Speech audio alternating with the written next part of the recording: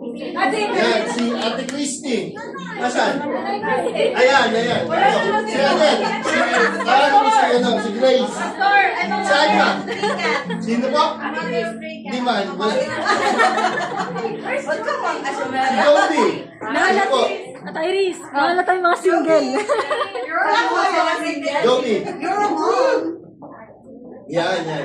Taas man sa stage kayong lahat ba? Hindi ba nga? Siya, yan. Ayan. Sige. Praise the Lord. Mga yunok, dito sa likod. Mga yunok. Nahala tayong mga single. Mga yunok. Praise be to God. Ano mo, whether we're going to admit it or not, we, us, as a sons and daughters, owe a lot of things to our parents, especially sa nanay. Kahit pa sabihin natin na, hindi man ako inalagaan ng nanay ko ng bata ako. Diba? Pero, our mother nourished us and carried us for 9 months. Siya naman. Sila man ang naglihi. Sila naman ang yung alakat pangit, di ba? Sila naman ang nanganak. Sila naman ang nasasaryan. Hindi man tayo. And one thing that the mother has is that indeed, when we ewan ko sa akin na pero ang haba talaga ng pasensya nila sa atin.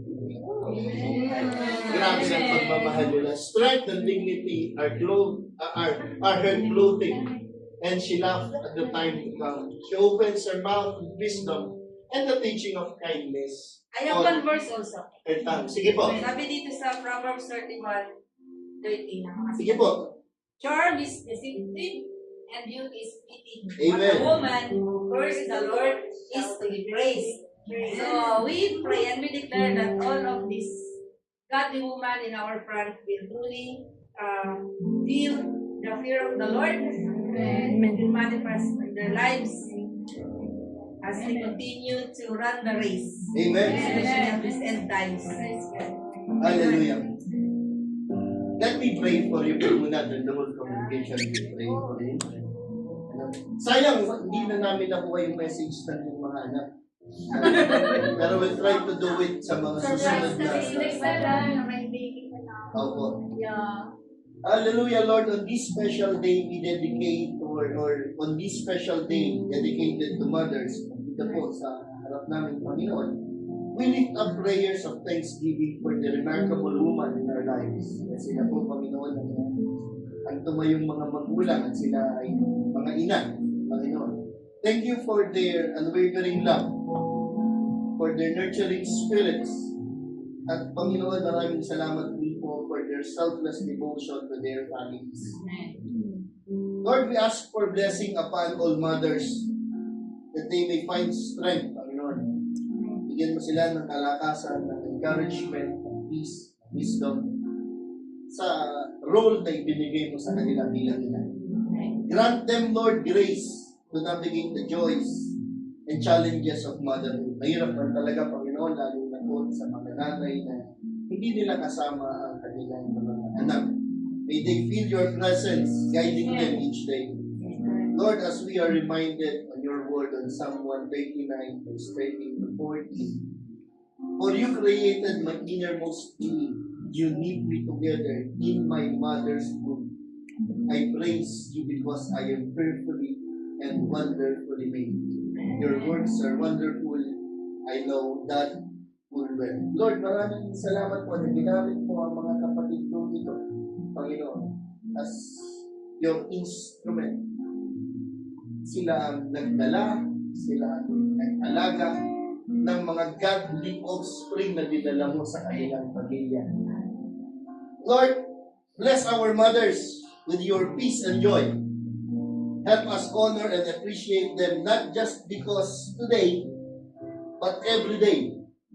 Patuloy mo silang bigyan ng kalakasan, kaliwanagan ng isipan, katatagan, Panginoon, habang hindi nila kasama ang kanilang mga anak. Pangunawa. Ganun din, Panginoon, yung mga pamilya nila sa Pilipinas. Help them understand the sacrifices that these mothers have done for their families.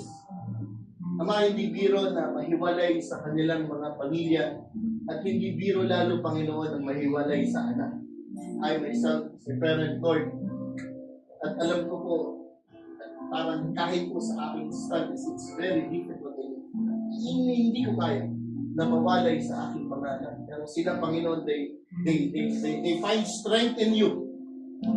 That they're doing this not for themselves, but for their sons and daughters, Panginoon. Patuloy mo silang palakasin. Patuloy mo sila, Panginoong, gabayan. Lord, kung hiling nila na makasama ang kanilang mga anak, Lord, pwedeng hindi ngayon mag-granted, Lord, in the name of Jesus. Lord, palakihin mo silang kilala ka bilang Diyos at mapagpasalamat sa kanilang mga ina.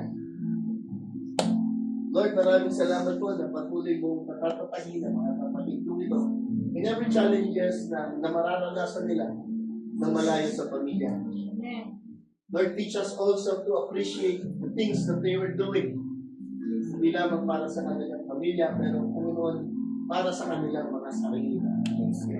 Maraming salamat po sa araw na ito. Sa pangalan ni Jesus. Amen. Amen.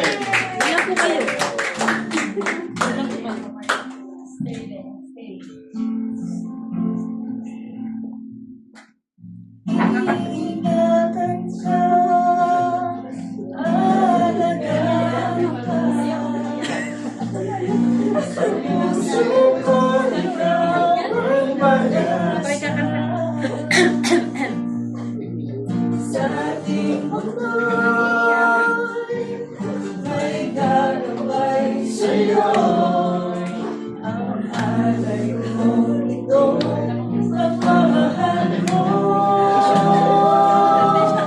Ay ang mamahal, alakay sa'yo.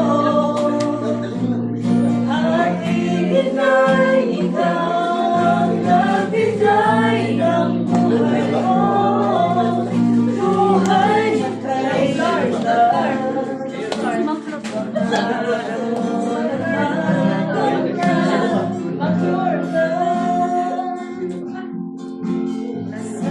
Ay, okay na.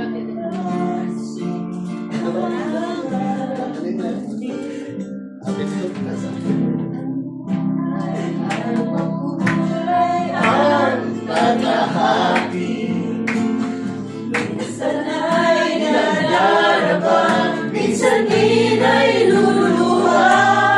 Di ka na maninibig, pagkat sa buhay niyo ay may nagmamahal pa rin. Jesus! Ingatan ka, aalagaan ka. Sa puso ko ikaw ang pag-asa. Sa ating mundo, may gagabay sa'yo. Ang alay ko ito'y pagmamahal ko. May nagmamahal, alakay sa'yo. Aking inay, ikaw ang nagbigay ng buhay mo. Buhay na kay ganda, pangarap ko na Pwede mo ba natin sabay natin kantahin yung kanta? Amen. Kwento na wala yung mga parents natin dito, pero napakadakilan ng Diyos na meron tayong mga nanay. Amen. Wala sa ate. Hallelujah. Sabay-sabay po natin ulitin. ingatan ka, aalagaan ka. Sa puso ko ikaw ang pag-asa. Sa ating mundo, may